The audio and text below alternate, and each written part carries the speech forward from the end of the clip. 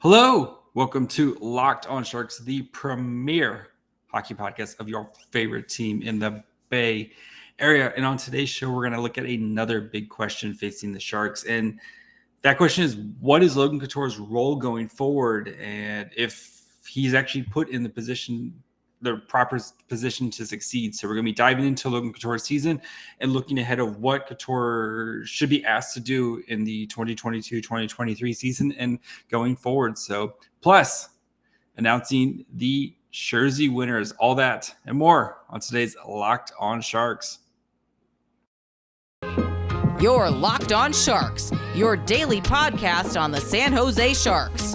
Part of the Locked On Podcast Network, your team every day.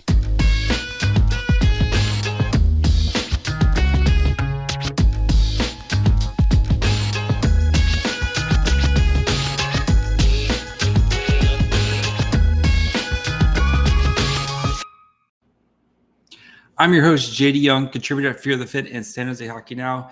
And first, I want to thank you guys for making us your first listen of the day. We're free and available wherever you get podcasts. And of course, subscribe to us on YouTube as they march to 1,000. It's like right there, guys. We're almost there. So, Logan Couture, if you're kind of new with these big questions, I'm kind of looking at kind of their season before and then kind of what to expect with him before. And, we talked about Merkley before. We talked about Brent Burns and Vlasic and Timo Meier. But Couture's an interesting situation as the captain of the Sharks and kind of what his role is / should be going forward, right?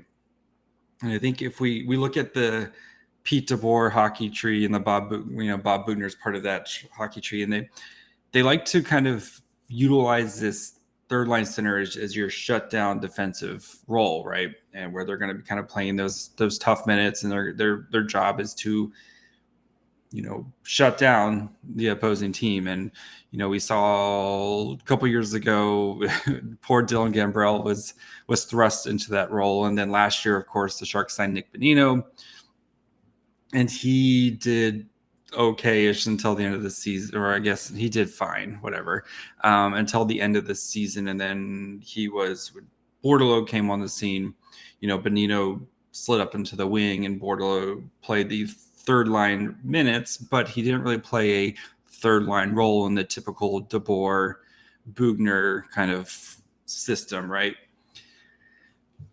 So, and that Logan Couture kind of took that role. And I wanted to kind of spend today's episode looking at how Couture was deployed, especially under, throughout the season, and then especially under Bordeleau when Bordeleau got there. And I know it was a small sample size of 8 games, but at the same time, 8 games is still like 10% of the season, which is kind of crazy to think about. But so I wanted to kind of look at how they looked and how Couture performed in those roles. So let's start out, of course, by looking at kind of where Couture, how his season ended and where he's at right now. So if you're on YouTube, I've got it up here. But so he had end of the season, 23 goals, 33 assists.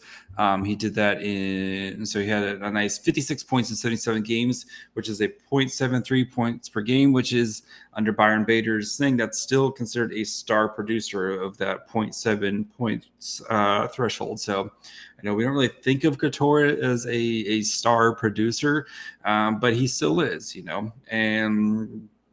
but when you look at his fancy stats and analytics, he's driving offense still at a pretty good rate, but his defense isn't where you would expect to be especially for Couture, who's been, he's gotten Selke votes before. I mean, this year he didn't, but, he's gotten Selke votes before. And, it's not, I was actually shocked when I pulled it up because I thought his defense would be a little bit higher. So, I mean, it's not bad. It's okay. But it's just definitely not where you would kind of expect Couture to be at. But so he was the 62nd percentile offense in the NHL and a 12th percentile defensively, and overall puts him kind of in the middle of the pack. But going back to his deployment and role, and so what I did is I went on, thanks to natural natural stat trick. I went through Couture, Hertl's, Bonino's, and Bordeleau seasons, and I looked at how they were deployed and how they were used, and kind of, how many zone starts do they get in the offense, how many neutral zone starts, and how many defensive zone starts, and then how many on the fly. So, offensive zone is they start the, and I wanted to look at zone starts because that's the coach making the decision. I'm putting him out here right now, right? So if, the puck stops and they're in the offensive zone and, Bugner's like, okay, Couture, you go out there. So the entire season, so Couture had 153 offensive zone starts, 266 neutral zone starts, 202 defensive zone starts, and 844 on the flies starts. So so his offensive zone starts was at 43.1%. So the way natural stat trick is they take out the neutral zone and they take out the on the fly starts and they compare. So between the offensive and defensive zone starts, 43% of those two categories were started in the offensive zone. Again, I know the Sharks were bad last year. They didn't have as many offensive zone starts, et cetera, et cetera. Spent a lot of time in their own defensive end. But let's compare that to Hertl, who was kind of took the 1C mantle from Couture last season. I'd say officially took it from him. So he had 196 offensive zone starts, 204 neutral zone, 209 defensive zone starts, and 938 on the fly. So, Hertl did play all 82 games, so a couple more games there, and of course he's going to play more minutes than Couture is, Hertl's the 1C, so he's going to try to get him out there more often. But, offensive zone starts, so Couture had a nice healthy 48.4, so almost half of his zone starts were in the offensive zone. All right, before we get to Bonino and Bordeleau's, let's take a quick break, guys. I want to talk to you guys about our friends over at BetOnline. You guys all know BetOnline is the number one source for your betting needs and sports info. Find all the latest sports developments, league news, league reviews, and news, including this year's NHL playoffs, Major League Baseball as it's gearing up. And then, of course, they have NFL futures, which is always fun. So BetOnline is your continued source for your sports wagering information, including live betting, esports, and scores. And they remain the best spot for your sports scores, podcasts, excluding this one, and news this season. So head to their website today or use your mobile device to learn more about the trends in action. BetOnline, where the game starts. Okay, so Nick Bonino, he was your 3C defensive shutdown, and it was mostly Bonino, Cogliano, and then Matt Nieto was kind of that like 3C defensive core where they didn't provide much offense, but they were supposedly going to shut you down. So Bonino's line got 122. He got 122 offensive zone starts, 258 neutral zone, and 299 defensive zone starts. And on the fly, 829 starts. So offensive zone starts 38% of the time. So he's spending the majority of his time starting those tough defensive zones. All right, so then we get to Bordeleau. And again, Bordeleau, it's 8 games because small sample size, right? And he was, 8 games into his career. The coaching staff did a really good job of trying to protect him, and that's what they should do, right? You don't want to just throw him out there and, hey, kid, go play shutdown defense, right? Especially when you're playing with Balcers and Gregor, who are, they're not known for their defensive stalwart. Like their job is to try to score offense. So Bordeleau, 15 zone starts and the offensive, 15 offensive zone starts, 32 neutral zone starts, and 9 defensive, 72 on the fly. Offensive zone start rating 49.15. So you're sitting there like, okay, JD, you threw a lot of numbers at me. What does this all mean? So Hertl got the most offensive zone starts. Makes sense, right? Hertl, Timo, go score goals, right? They were the engine to your offense. Nick Bonino got the most defensive zone starts. Bonino, Cogs, Matt Nieto, go shut things down. All right. Couture got, kind of a nice mix of things. And then Bordeleau, of course, got plus starts. Like they wanted Bordeleau go score goals, stuff like that.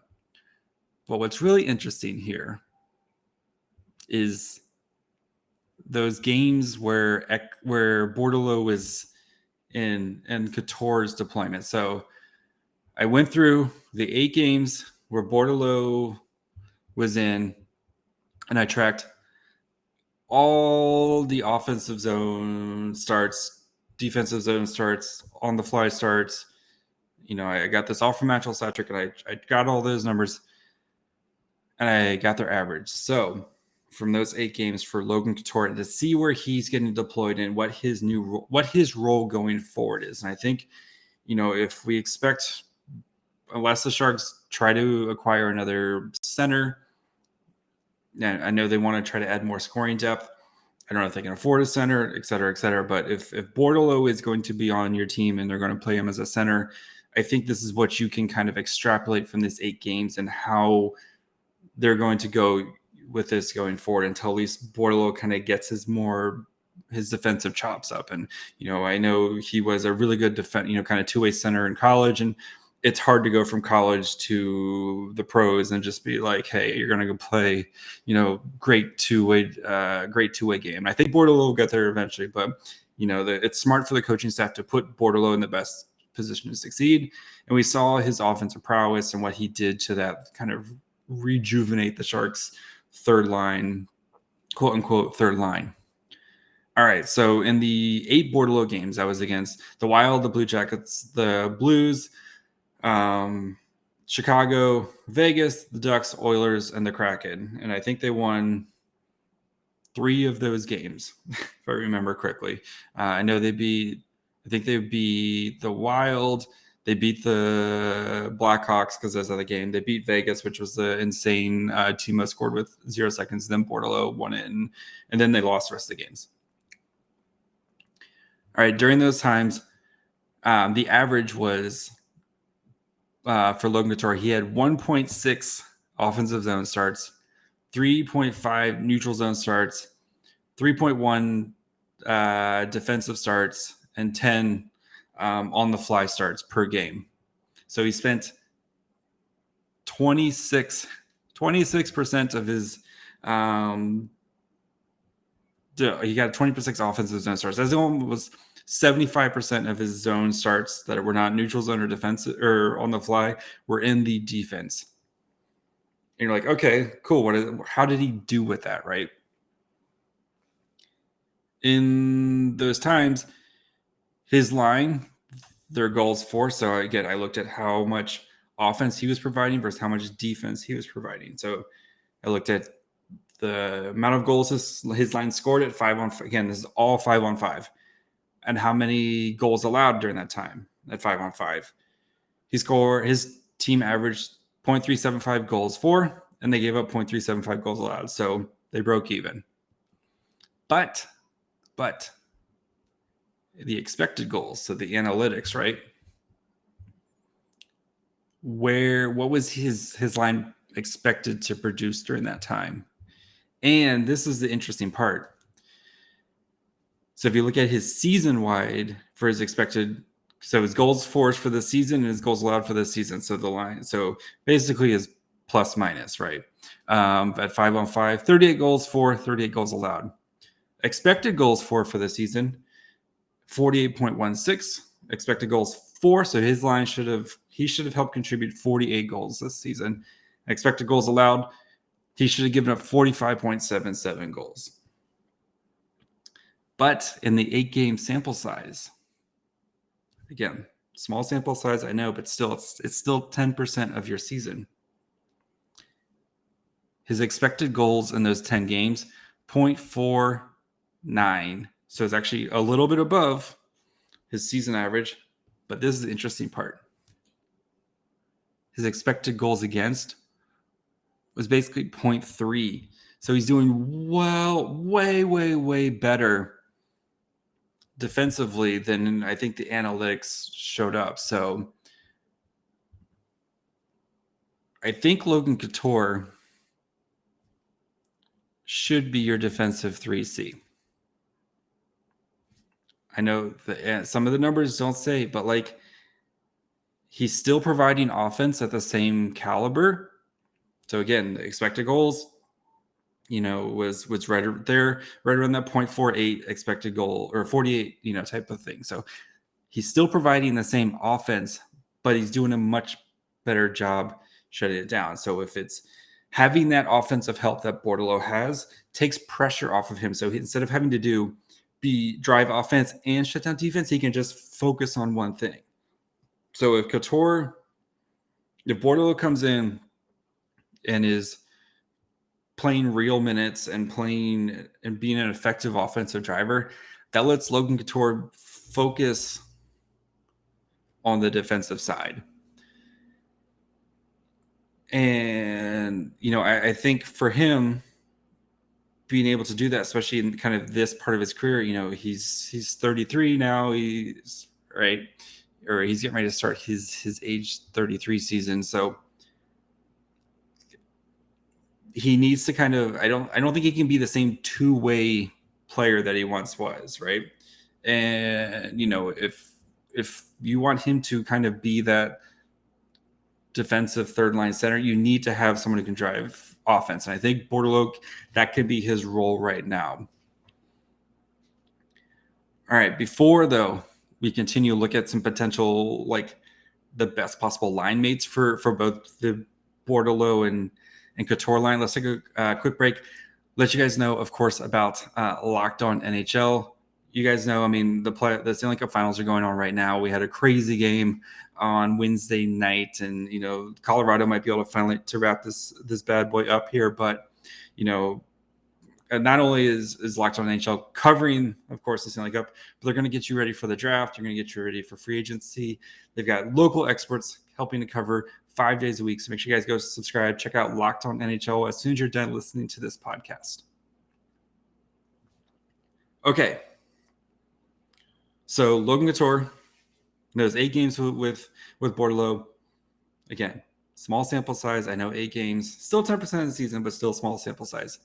He provided the same amount of offense, had much better defensive numbers, but I think that's just his role right now. That should be his role going forward. Of course, they're not going to put Hertl when you get the lines out. It's not going to say Hertl, Bordeleau, Couture. They're not going to do that. But you have to look at the deployments and how Bob Boughner, how they like to roll, how they like to deploy those guys. And that third line shutdown role, that's Logan Couture now. And I think the kind of the best way to get this out, kind of to help maximize Couture and, still be able to provide offense is getting the right line weights. And I think we saw last year with Nick Bonino where he is much better suited to play on the wing.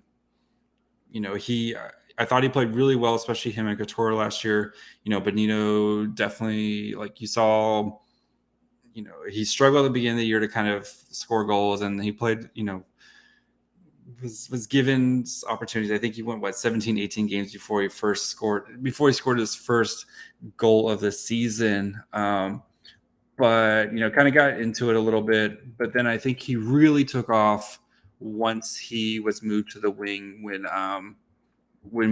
Thomas Bordeleau showed up. So, looking at his last few games of this season, so let's look at his last 8 games.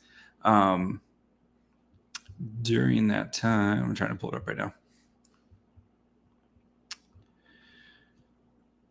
So during his last couple games, so the last 8 games, he had going through. So starting with that, so Minnesota, he had 1, 2, 3, 4, 5 goals in his last 8 games.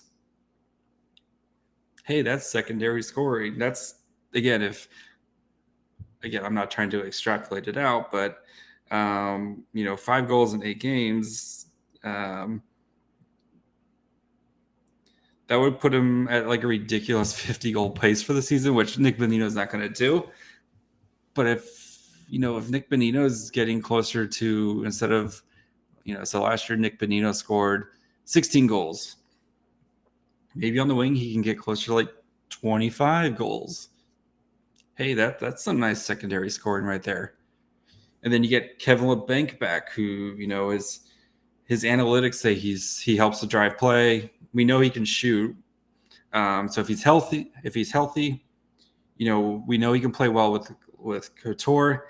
I think if you have a line of Nick Bonino, Logan Couture, Kevin LeBanc as your third line in practice, that's not too bad. Like you're going to be able to provide offense.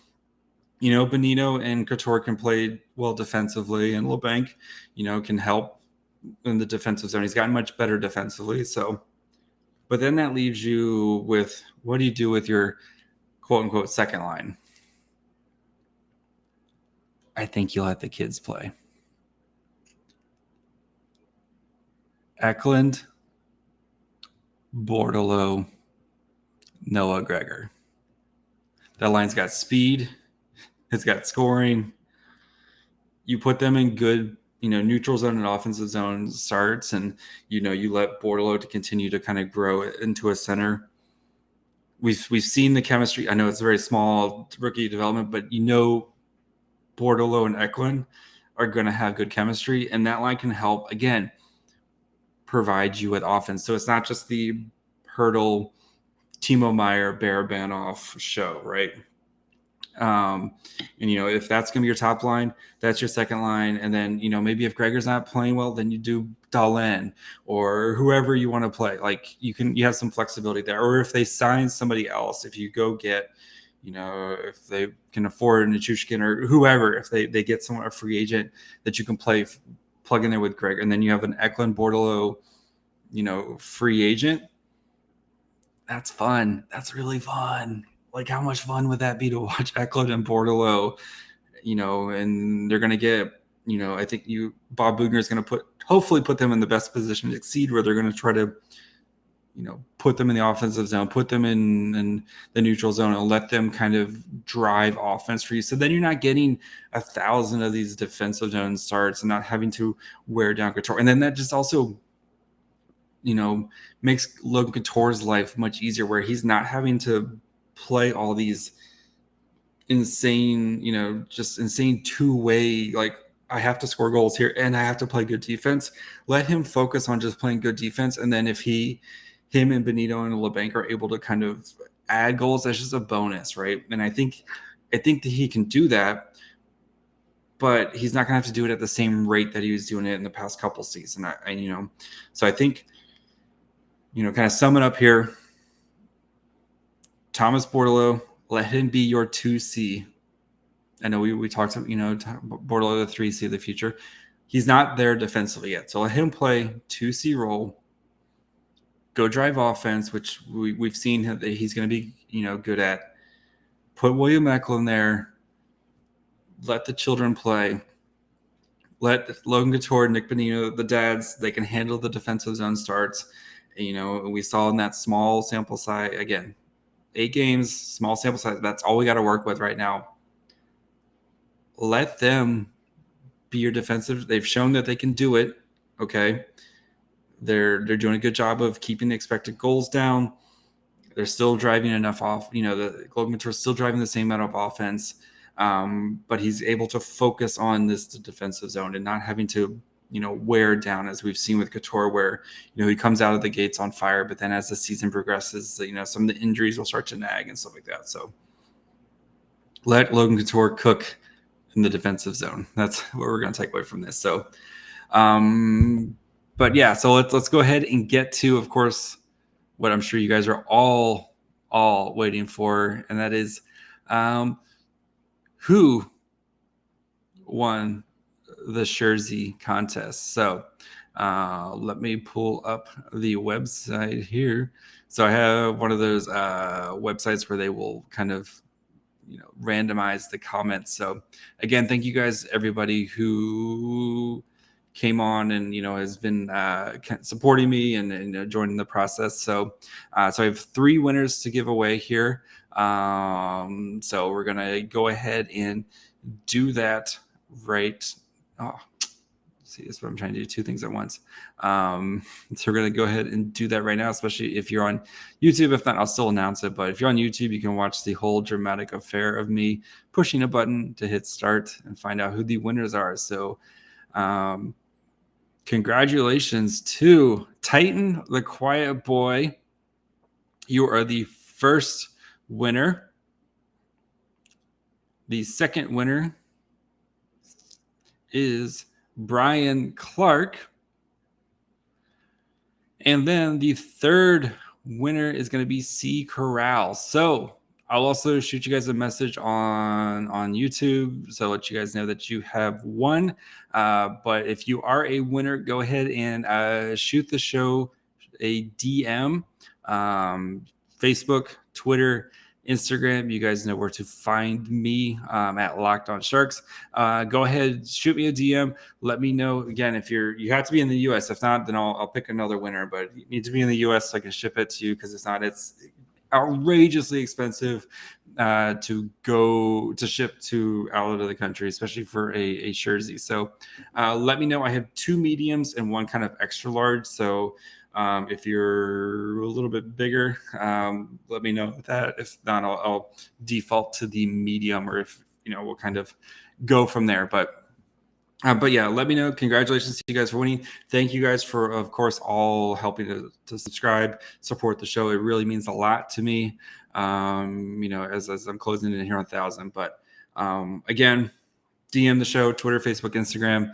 And yeah, well, I'll get you set up here, get your address, and just verify that you're actually subscribing to the show on YouTube. So, of course, you can listen Locked On Sharks wherever you get podcasts. YouTube, subscribe. I've done that spiel enough right now. So, and then you can find me on Twitter at myfryhole, and we'll be back next week.